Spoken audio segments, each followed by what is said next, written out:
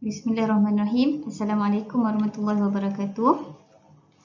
Yang saya hormati, yang saya kasihi, para doktor, para pembentang dan para peserta Pasat 7 pada hari ini.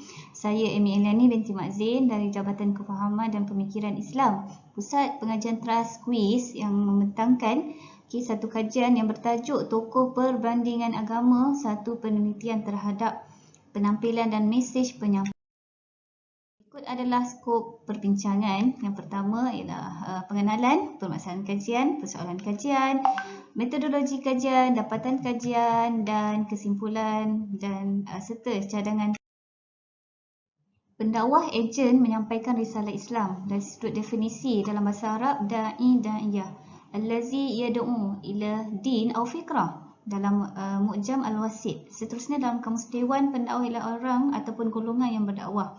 Dan di sini kita boleh lihat kesinambungan atau penerusan dakwah itu telah berlaku sejak zaman Nabi Adam alaihi salam sehingga Nabi yang terakhir Nabi Muhammad sallallahu alaihi wasallam, diteruskan pula oleh Khalifah Rashidin, para sahabat, Daulah Umayyah, Daulah Abbasiyah, Daulah Uthmaniyah. Dan impak dakwah ini kita boleh lihat Islam itu semakin berkembang dan bertambah bilangan orang memeluk Islam tidak kira bangsa dan etnik. Ini adalah antaranya adalah asbab partisipasi pendakwah-pendakwah yang giat dalam usaha menyampaikan risalah Islam. Dan di Malaysia, aktiviti dakwah ini berlaku secara berleluasa oleh pendakwah, sama ada mereka ini bergerak secara individu ataupun berpersatuan. Dan dakwah yang menggunakan mesej perbandingan agama menjadi perhatian penggunaannya di Malaysia. Salah satunya kita boleh lihat daripada kehadiran tokoh pendakwah antarabangsa dalam perbandingan agama, Dr. Zakir Naik di Malaysia, menambahkan lagi perhatian rakyat Malaysia sama ada mereka itu Muslim ataupun bukan Muslim terhadap mesej ini, terhadap dakwah yang disampaikan. Dan ini telah mewujudkan dua situasi. Satunya dari segi penentangan terhadap mesej dan penyampaian beliau, dan yang keduanya adanya pengiktirafan yang mana anugerah-anugerah yang beliau perolehi. Dan yang keduanya dari sudut kajian daripada Rizwan 2017, antara kajiannya iaitu daripada 2013 hingga 2016 yang melihat kepada isu-isu kontroversi ataupun isu yang kurang disenangi oleh golongan bukan Islam. Antaranya ialah puasa, hudud, korban hari raya dan juga ceramah Dr. Zakir Naik. Dan berdasarkan isu-isu ini telah mencetuskan permasalahan, iaitu adakah kerana penampilan yang ditunjukkan oleh Dr. Zakir Naik sebagai pendakwah dalam perbandingan agama menyebabkan wujudnya dua situasi yang berbeza di kalangan rakyat Malaysia itu sendiri. Dan yang kedua, adakah kerana mesej-mesej yang beliau sampaikan menyebabkan wujudnya situasi penentangan dan kontroversi di Malaysia. Persoalan kajian, yang pertama, apakah penampilan Dr. Zakir Naik sebagai pendakwah perbandingan agama yang dibincangkan dalam kajian terdahulu, dan yang kedua, apakah mesej-mesej yang disampaikan oleh Dr. Zakir Naik yang dibincangkan dalam kajian-kajian terdahulu. Metodologi kajian adalah bersifat kualitatif yang meneliti kepada kajian lepas yang berfokuskan kepada Dr. Zakir Naik sebagai pendakwah dalam perbandingan agama dan dianalisis dalam bentuk tema.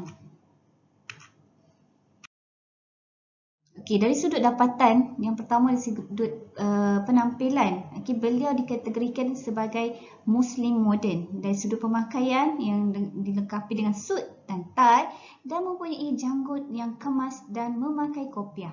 Yang kedua, beliau dikategorikan sebagai fundamentalist dan retorik. Dari segi personality, beliau sendiri sebagai pendakwah perbandingan agama yang mempunyai hujah-hujah yang kemas dalam penyampaian beliau dengan yang merangkumi rasionalnya, logiknya dan rujukan-rujukan daripada kitab agama lain. Dan yang ketiga, beliau mempunyai credibility dan kebolehpercayaan. Dari sudut personality dari segi persembahan dan kualiti beliau sendiri sebagai seorang pendakwah perbandingan agama, iaitu salah satunya beliau mempunyai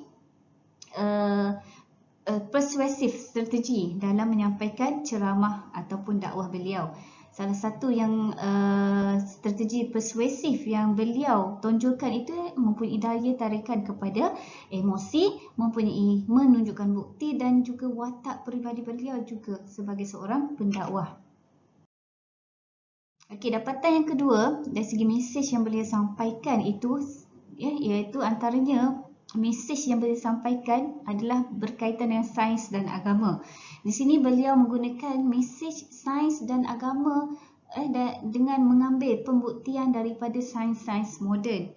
Begitu juga beliau dalam ceramahnya, dalam dakwahnya, dalam membuktikan keaslian Al-Quran itu sendiri dengan mengaitkan sains moden. Dan seterusnya, mesej yang lain yang ada dalam ceramah dakwah beliau ialah perbandingan agama itu sendiri. Contohnya adanya doktrin ataupun teologi Kristian yang beliau sampaikan dalam dakwahnya.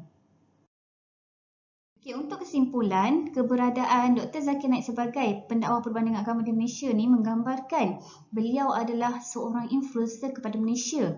Bukan sahaja peringkat masyarakat awam tetapi juga kepimpinan Malaysia dengan penampilan yang beliau tunjukkan.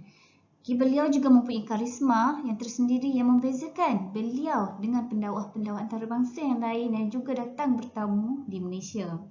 Dan yang ketiga, mesej perbandingan agama yang beliau bawakan di sini di Malaysia ini memberi gambaran jelas perlunya kesesuaian mesej dan juga tajuk yang ingin disampaikan dalam konteks Malaysia. Dan cadangan lanjutan ialah melakukan kajian bersifat perbandingan antara penampilan dan mesej yang dibawa oleh tokoh-tokoh dakwah antarabangsa dan perbandingan agama yang datang ke Malaysia. Dan yang kedua, melakukan kajian lapangan, meneliti kepada persepsi masyarakat awam Muslim dan bukan Islam terhadap tokoh ini dan mesej dakwah yang dibawa.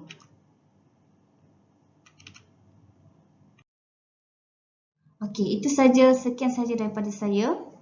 Wabillahi taufiq wal hidayah. Assalamualaikum warahmatullahi wabarakatuh.